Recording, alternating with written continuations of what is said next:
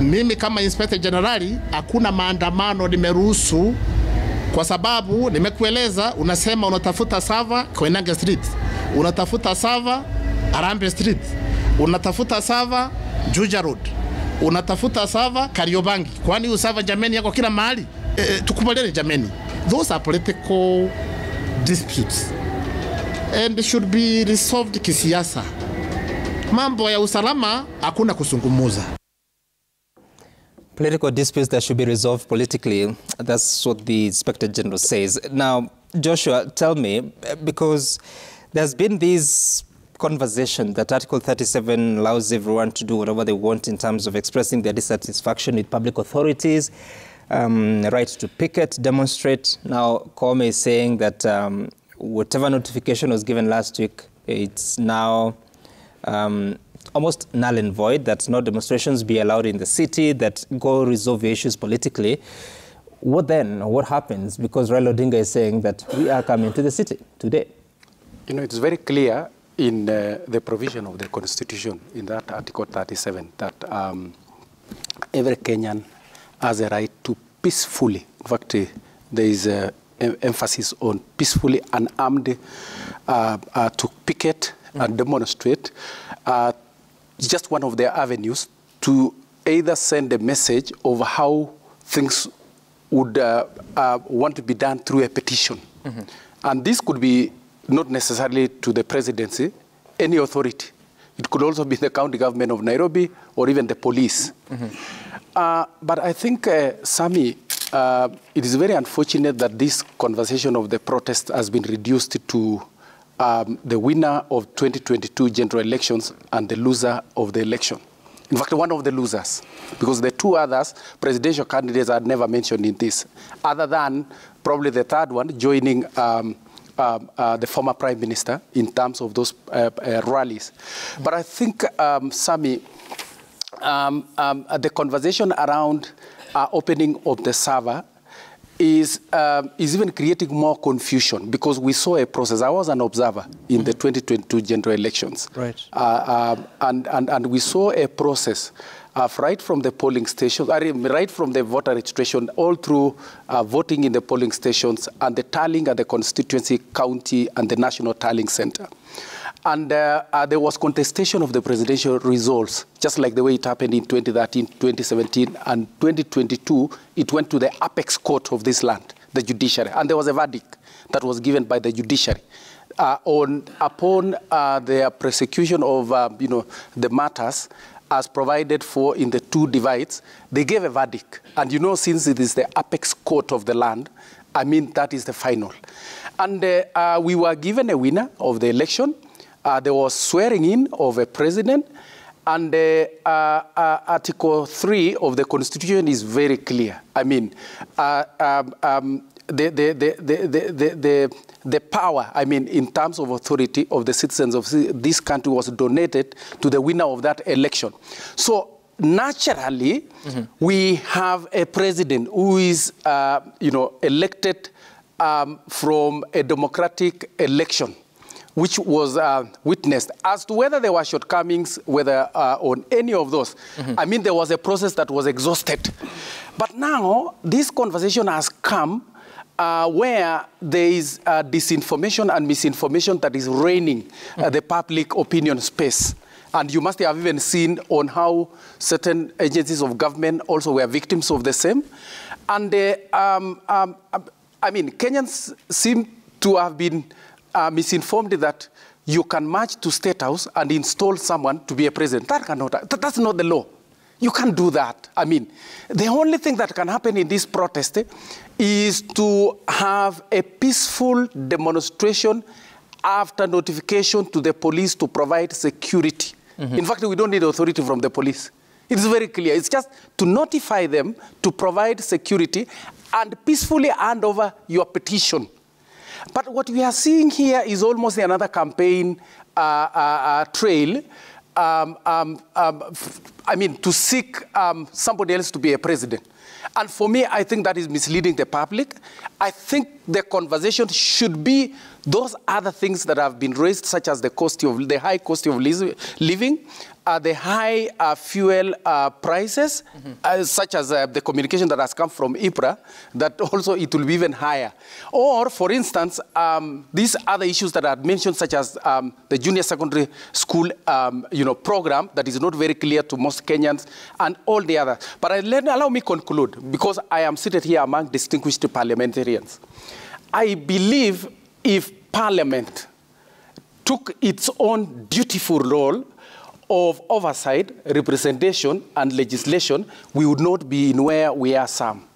Because I think we lost the plot when we have Parliament that cannot very quickly convene and probably determine and tell the country, this is how we want order to be because we represent the people of our country. But let me ask you, because the Public Order Act you're referring to, Section 5, there's an area that it talks about the police shall respond to the notifier, telling them whether it's possible to hold the demonstrations or not. If in their opinion they feel it's not, then those demonstrations shall not be held on that particular day.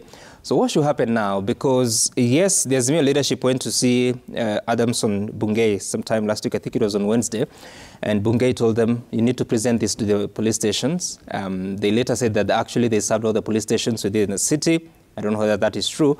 But now the Inspector General has come out and said, we are not going to allow this. So should really the demonstrations continue after such a directive? So, Sam, which one is supreme? Is it the Constitution of Kenya 2010 or the Public Order Act? I mean, I think the Public Order Act should just be an enabler of what the Constitution says.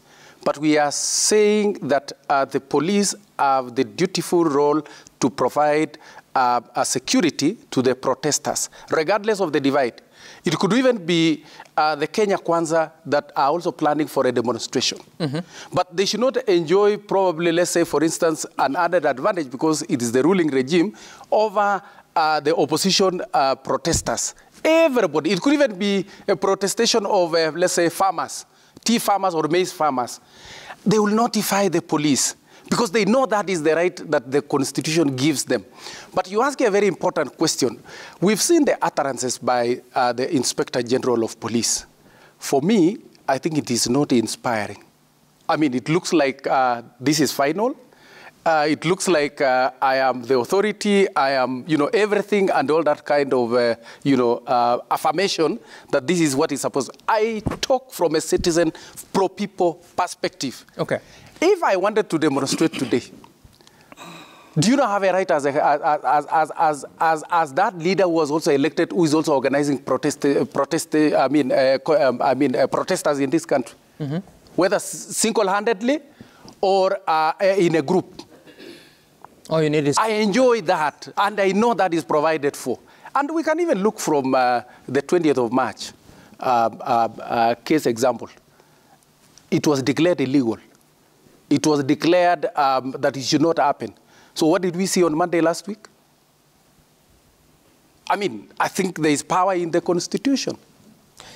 Honorable Mureu, I mean, how do you apply Section 5 of the Public Order Act? Because, like him, there are several people that have contested it and said that the Constitution is supreme. But the Constitution talks about peaceably demonstrate. I'll get to that quotation. But how should you apply it in light of what the Inspector General is saying? I think these issues are in black and white, Sam.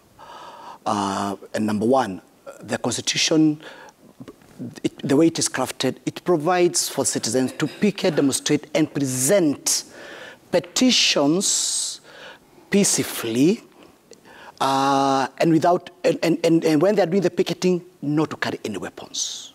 Now, the legislation comes in now to act, to bring into effect that legislation, also under the Public Orders Act.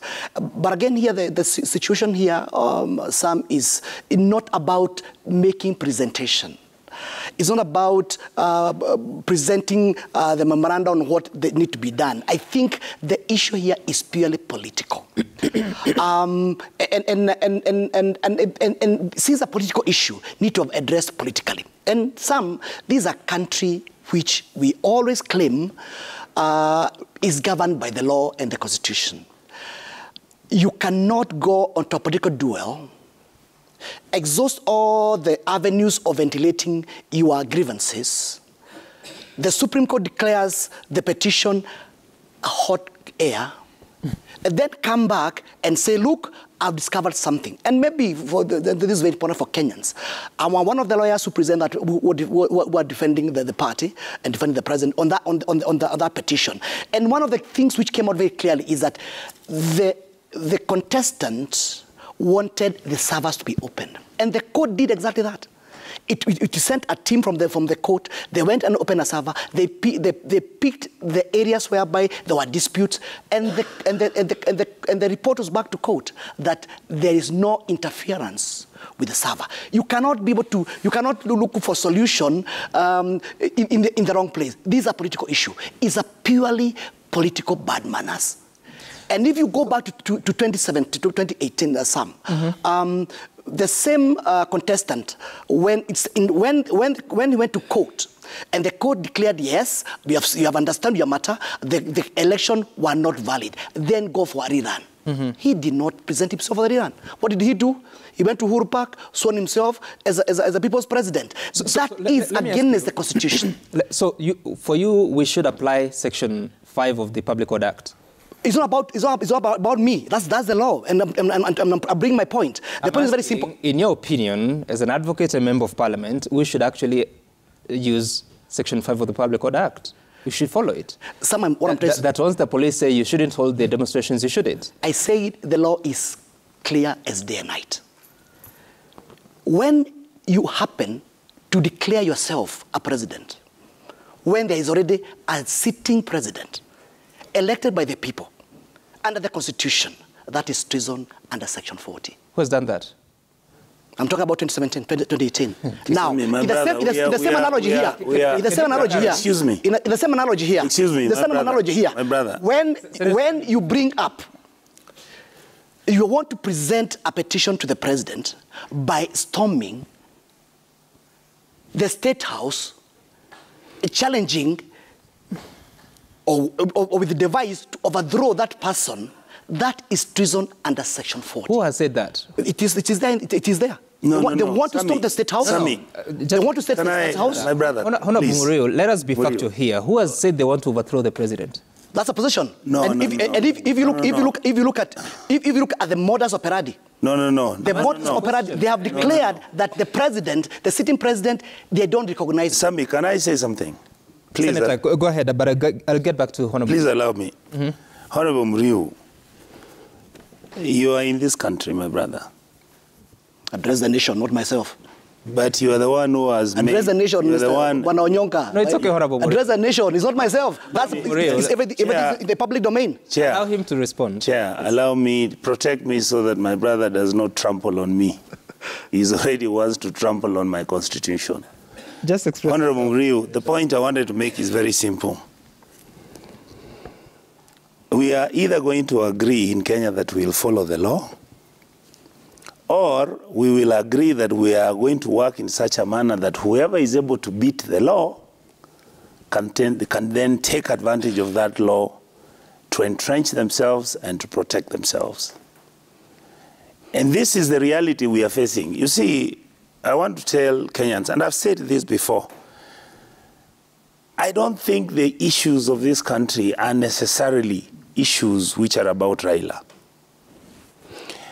I don't think that Kenyans are not clever enough to see the challenges of the country. We all know, we have been born in this country, most of us are mature adults. We've been around like me, I've been a politician for the last 20 years. We know what the issues are and how we have mismanaged ourselves. And this is not, by the way, a problem that exists only at the national level. This is an issue that percolates all the way down to the county level. And Kenyans know that we have these challenges. And what we are trying to say, and this is something I want to say, particularly, Sammy, for myself, because I think I need to speak for some people who think like me. And the community I represent thinks like me. When you have a fight taking place, wisdom must prevail. Let us not be the ones who are going to gaslight. Let us not put mafuta onto this war that is escalating in our country. We acknowledge President William Ruto is the president. We understand that. Many Kenyans understand that. That one, they have accepted it as a fait accompli.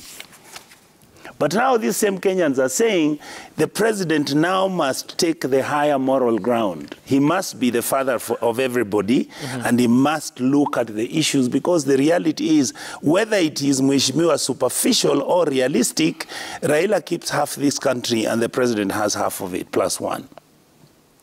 So what should intelligent people do, Sami? The intelligent people of this country, and I believe, Mheshimiwa, you are one of those intelligent people, let us not escalate the war. Let us begin to talk with our leadership, because this country is for all of us. If we take this country the path of the precipice, like 2007 and 2008, yes, mistakes have been made. Both sides. I was there. Raila made fundamental errors, and the sitting president made a lot of errors. But what we are saying is, can't we be intelligent people who have got the capacity of guiding our leaders to at least make sure we have a peaceful country, and a country that is going to be comfortable with itself? But at what point are we going to accept, once an election has been done and completed and a president has been declared, at what point are we going to say, look, we have exhausted all the processes, they have come to an end? Somehow I want to tell you this. The intention of Raila Amolo Odinga and his cliques is purely to get nusu mukate. He did that 1982, 97, 207, 2017. And how would that happen at a time It is purely, you see where my Honorable Onyonka is coming through. He is talking about discussing. You see, you discuss when there is no provision of the law. But now here it is. Give me a minute. Just a small point. We have given an opportunity. I beg. I'm not refuting. Let me finish. Senator, please you, sit down. You have been able to exhaust the process, the legal process. There is a sitting president. That's number one. Number two, the matters being ventilated right now are matters, and maybe I'll give a good example, is a matter of price of food. The price of food is a factor of costs. Which costs? In the previous regime, they removed all the subsidies in our food production. Now, this government is 7 months down the line. What they are doing right now is to ensure that they put in the right mechanism to bring the cost of food down. Number two, you're very right. If there are any issues and serious legal issues, for a developed country, a developed democracy, what they normally do, the Azimio parliamentarians need to bring a motion in parliament, either to bring those subsidies back, but you find, other than making noise outside parliament, there is nobody in that side of the opposition have brought any serious motion in parliament where members can be convinced, look, we want to intervene on cost of food. We want to intervene on the level of unemployment. That is how developed democracies operate, is not to picket. Okay. The purpose is purely for a handshake, which this government is going to accept. I hear you, Honorable Mreu. Senator, what was the interjection you wanted to make? You have now made him make about 6 points. Let me answer the one I said. He raised that there is no legal framework on how you can have these people to now begin to sit down, which means the president of Tanzania, Madam Suluhu, was asked the same question. What is your feeling about the opposition? She said, we must accommodate our opposition. We must give them due respect. We must be a people who understand that the opposition are on the other side and they are oversighting us. It is not necessarily that we are enemies. So when Raila stands up and talks about food prices and he talks about the economy which is dilapidated and all that, instead of you criminalizing him, I would like to make a special request to my brothers here. What you should do is listen to what he's talking about, because you cannot reverse the fact that William Ruto is the president of the republic and he has got the instruments of power and he's actually running the country. But what Raila is doing, I agree with you when you say that, yes, you're holding those demonstrations, but we believe they may become violent. Therefore, we can make them illegal. The Constitution says no, allow them to hold their demonstrations. Do not weaponize those demonstrations. Make sure the police are sensitive and careful. Like last time I was seeing the police sometimes when they want to attack the the demonstrators, you would see a certain amount of respect. Like in Migori, you saw the police, they're walking around with the demonstrator. That is the way it should be. Nobody should criminalize picketing. And picketing should not be seen. I can tell my brother here, and I want to repeat like this. If Raila today goes and holds a meeting and discusses with William Ruto and they agree that he's going to get a Nusu Mkate government, I will not talk to Raila until I get out of politics. Is it? I promise you, I will not talk to him. We are not looking for Nusu Mkate. The humiliation of Nusu Mkate was there when Raila would go to Mombasa and you find half a carpet on the side. And he was the first one to complain on how the Nusu Mkate never took him anywhere. So I will tell you this, my brother. We are not looking for Nusu Mkate in the opposition. What about handshake? What we want, handshake, yes. Shake your hand and be friends with the president. Listen to me first. Let me finish what I'm saying. Shake your hand with the president, agree on the basic minimums on what we need to change in the country, but don't go to tell the president how you are going to help him to rule or to frustrate another group. Leave that politics now. Okay.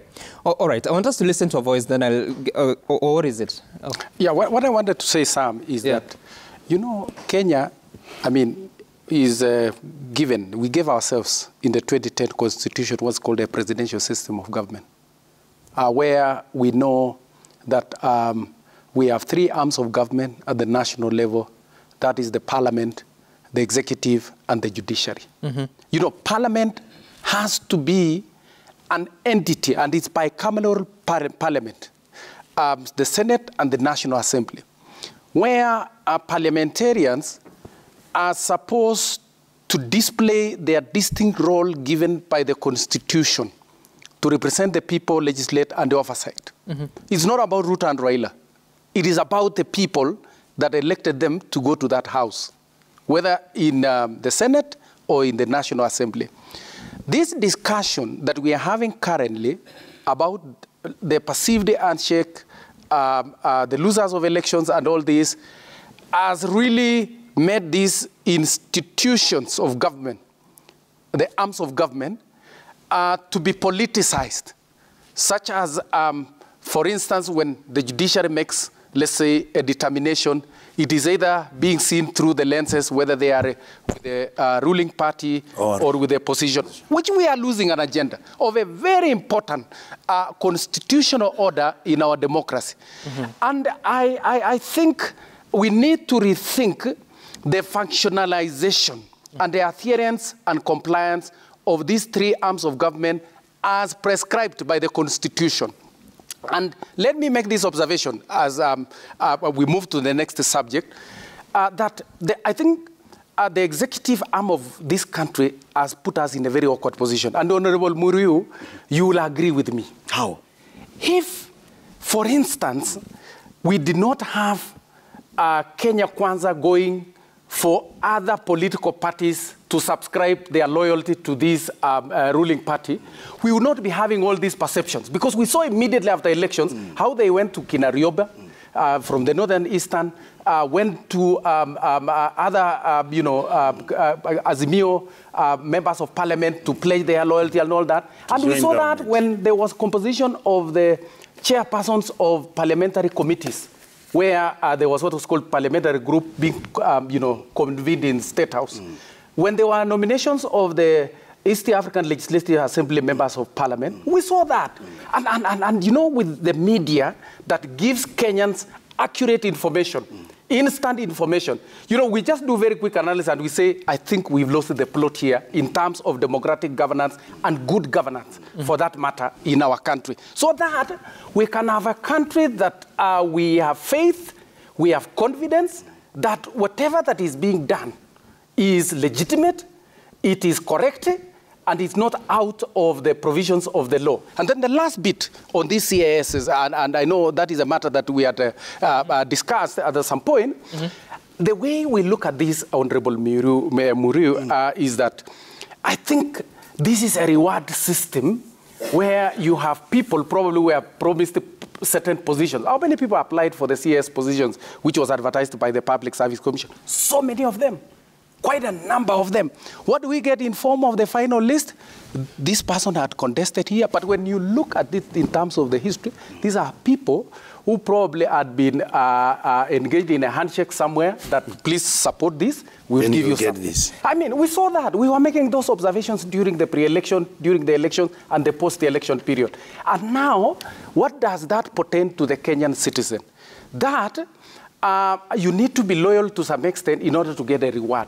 You need to contest for a political office in order to be rewarded for a certain position, which means we are really undermining our democracy. Our democracy should stand as a standalone with its own pillars and principles of credible, verifiable, and authentic elections that we have in Kenya as prescribed by the 2010 Constitution. Thank you, Sam. Okay, I want us to listen to another voice of the Inspector General and Raila Odinga at this time to talk to us about what should happen today. Watch. Kama uko na nia ya kuleta vurugu, uko armed na what we call offensive weapons, mawe, panga, rungu, utapata cha mtema kuni. Nta arrest whoever you are. Ni kurusha we kurusha nyuma, uende jela, ufungwe milele. Sababu tumesema hiyo maandamano tunafanya ni maandamano ya amani na sheria imekubali. Kome wewe koma. Usilete fujo. Usilete vurugu. Unasema ati utaweza kushika kila mtu, mimi niko tayari. Nitakuwa kwenye mstari wa mbele. Bwana Kome, hapana tuma askari, njoo wewe mwenyewe tuonane na wewe. Okay, all right. Now, imagine this is where we are now. A contest between the Inspector General and the leader of Azimio. But I was asking you a question, just hold on. I was asking you a question about Section 5 of the Public Order Act, because it clearly stipulates that where upon receipt of the notice, it is not possible to hold the proposed public gathering or meeting or procession for the reason that notice of another public meeting or procession on the date, at the time, and at the venue proposed has already been received by the regulating officer. The regulating officer shall forthwith notify the organizer. But also saying that the notification by the regulating officer shall be in writing and shall be delivered to the organizer at the physical address specified pursuant to the provision of subsection 3. So I'm just wondering, if the notification was made to the police commander in Nairobi, who said, take it to the police stations, and they are saying they took it to the police stations, why is the Inspector General the one to respond instead of the commanders of the police stations? So some these matters, as I said, the moment under Public Order Act Section 5, once you present the letter, then how it is upon the security organs to decide is that what is the nature of that picketing? What is the nature of that demonstration? What's the nature of that mandamano? And then they can decide either to stop it or give precaution on how it to be done. But again, here we are talking about petition. But the question which also want to ask some here is, how many times we have heard that these demonstrations will happen on Mondays and Thursdays? But if the demonstration, the purpose of this demonstration is to present a petition, do you need to present a petition on Monday and present a petition on Thursday? And that's what we are saying long and short. Two wrongs cannot make the other one right. It's a high time we create a channel of addressing our national issues. If in any election petition you are a loser, you remain a loser. That's what the law says. If you are a winner, you are the winner. Let me just finish. Let me finish some. Here. Just hold on. I'm coming to your point. We're talking about. I mean, we're talking about Article 37 of the Constitution, that every person has the right to peaceably demonstrate. And that is what the Azimio leaders have been saying, that theirs is peaceful. and a notice has been given, and if the OCS of, say, Central Police Station thought there should not be demonstrations in Nairobi, they're supposed to do that in writing, communicate to the organizer in writing. The communication is coming from the Inspector General. Which law? You know, you cannot interpret the law in vacuum. You can only be able to interpret the law under the circumstances. Remember, once you present that letter, you look at the political situation. You look at the people who are presenting that petition. You look at what they have ventilated before. And the point here is very simple. It's a high time, Sam, and I think this is very important. It's a high time we make a decision whether you are going to rule under anarchy or under rule of law. The matters which are under the purview of that demonstration are matters which can be ventilated in Parliament. And I've said earlier that if it's about the cost of food, let us mere legislate it. Does bring a petition in this in Parliament. 7 limit matters that a person can demonstrate or picket about? It gives conditionalities. A peaceful demonstration. Yes, there are carrying does it limit on the subject? Of course, it does not. But the point is very simple. And I think here we need, and I'm saying, you cannot focus on Article 37 in exclusion of the rest. Secondly, remember, there's a group which want to picket. There's a group also which want to have peaceful coexistence and go to their own day-to-day activities. Okay. And those two matters, the police must weigh in and find out which one prevails against the other. And remember, the Article 37 is not absolute. It's not absolute because also the rights of the others must come into place. Right. When you call for them, when you call for a public holiday illegally, and the country comes to a standstill, is that not political sabotage? Is that not political terrorism? So therefore, my point is very simple here: the rule of law must prevail. Sammy. Well, there are certain things that you're saying, but Senator will respond because I want us to take a look at some pictures of what's happening in the city. We understand that police are lining different, roads in the city, including the State House Road. Police officers just ensuring that they are prepared. This is Mlango Kubwa, I'm told, that the police officers are ready. They have the water cannons. We saw them under use last week to deal with the demonstrators as they were going on with their business. And this is a situation that you find at different locations. This is Kibra again in Nairobi. Last week we saw some scenes of exchanges between the police and the citizens there, the protesters.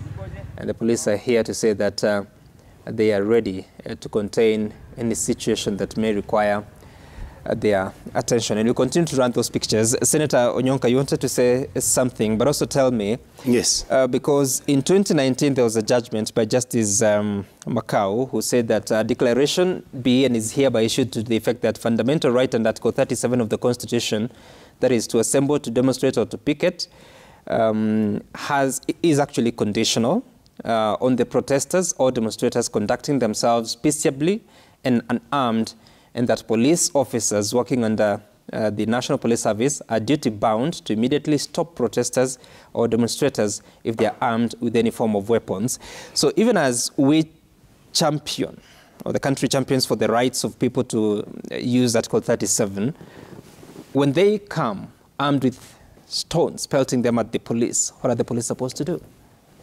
Sammy, for me to answer that question, I will ask you a question in reverse. During these demonstrations you saw about a week ago, on average, if you assume, and please give me that little benefit of doubt, I will ask you the question, on average, how many people did you think you saw were demonstrating in Nairobi, on average, if you were to give them a number? I wasn't counting. You tell me. No, on average. No. Okay, let me give a number. Do you think it was between 10,000, 50,000, 30,000? What's your answer? The reason I'm asking is very simple. Did you hear a single one of these people having a gun? No. Or carrying stones? Wait. No. Did you find any investigative agency coming up with evidence that here are individuals who have been planning and scheming, are you with me, to cause mayhem and violence as they conduct their picketing? And no. So what we are talking about is, this is how dictatorships are created. You first of all begin to use fear. And the fear makes the voter or makes the person demonstrating to begin to have an issue that even when they feel frustrated on a matter which could be affecting them, it could even be about a river. These people can never even lift a finger to go and try and demonstrate to even file that petition. What I would want to ask my brothers here on the other side, and these are the team in the KK Alliance, let us not demonize ourselves to an extent that what we are discussing about as a people now is that we are going to have a bloodbath for either side to show whether it can win or lose. This is what, Sami, this is my worry, that people who are as intelligent as my brother here, people who are as intelligent as my brother on the left-hand side, what we should be doing is to look for interventions and mechanisms on how we can ask ourselves and as friends, because we don't have a problem. I am your friend, inevitably, because I'm a Kenyan. I'm born here. Mm-hmm.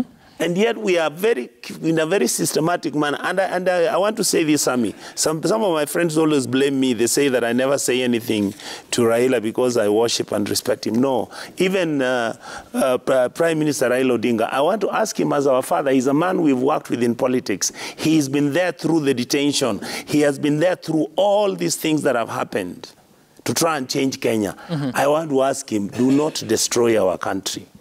So, Senator, he should also take the responsibility. It can't be us telling William Ruto to talk to Raila, and yet people around Raila are not telling Raila to talk to William Ruto. It is not about nusumukati. It is about agreeing what needs to be done for the country to go in a straight way. Right now, we are going in a crooked manner. I hear you, and you're saying that we didn't see any demonstrator carrying guns or whatever. Yes. But are stones weapons for you?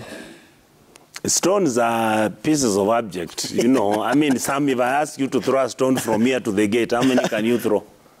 I mean, you would be, even the Intifada, even the Intifada failed to beat the Israeli army. I'm asking that because the order that I was reading for you says that, again, let me just go through it again, that the police officers working under the National Police Service are duty-bound to immediately stop protesters or demonstrators if they are armed with any form of weapons, including stones or any offensive... Can I stop you right there? Whatever to immediately stop protesters if they realize, have we held the demonstration? No, there were demonstrations on Monday. No, but nothing happened on Monday. What happened? On modus operandi. What do you mean nothing happened? I mean, the events which were taking place, the demonstrations were peaceful. It was the police who were very harsh. There are some 31 police officers. I mean, even there were no people in town. Why did anybody send the police to go with Wazimamoto and those big things with water? Did you see any destruction in the city or even... I didn't see any. Okay, you didn't see it. There was. How much? The UDA office in Kisumu was burnt down. No. Talk about Nairobi. Nairobi was bigger than Kisumu. Kisumu is in Kenya. Kisumu, those are, you might find those guys are personal issues. Senator Onyonka, I mentioned two cities. I have given you Nairobi. I am telling you. Just hold on. Yes. Kisumu, the UDA office was vandalized. And there's actually a car that you will see in the footage that was burnt down. Yes. In Nairobi, near the railway station, there's a building that has its glasses broken down. There are some shops that were looted. That is destruction. Sam, I am not saying that there was no destruction that took place. I am not saying that that isn't breaking the law. What I am saying, look at the riots taking place in France. Compare with what happened in Nairobi. These were peaceful. My argument is, let us not look at the incident that happened, which is an illegality. It was wrong for somebody's house to be burnt. I mean, let's be sincere with ourselves. Let us not trivialize the politics. Let us not, those members of the Luo community who want to work with William Ruto, let us stop people from attacking them and fighting them because they have taken a position which is not the Raila position. Are you with me? I am from Kisii. I am supporting Raila not because I'm Luo. It's because there are certain things which we've been talking about in this country and we've been working with. We have people from coast. So what I'm saying, Sami, is let us not take what is happening, the challenges we are having, the issues Raila is raising, and we trivialize them and then we tribalize them, and let us not dismiss what William Ruto is saying, especially Gachagua, who's really been speaking to me, and I can tell you this, I was scared when I listened to Gachagua speak in Kisii. I saw that we are headed for a tribal war. And I'm begging these leaders to stop tribalizing our politics and we begin engaging, because even if they fight tribally, finally they'll come back to the table to come and discuss what to do tribally. Okay. But it is going to be politically this time. So can they use politics to come up with a solution with the problems we have got? I hear you, and I'll be following up shortly. But Joshua, because the Interior Cabinet Secretary Kithure Kindiki has written about